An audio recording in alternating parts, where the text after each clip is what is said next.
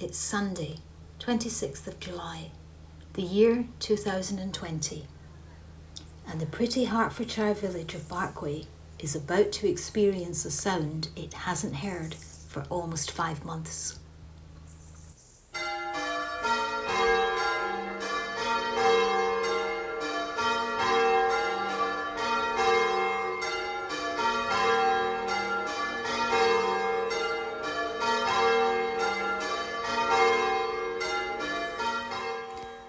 Along with other churches throughout the kingdom, the bells of St Mary Magdalene have lain silent during this long coronavirus lockdown.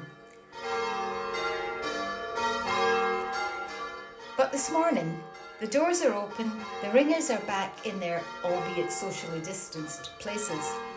The ropes have been lowered and the bells are once again summoning the villagers to worship, just as they have, almost uninterrupted, for the past 500 years.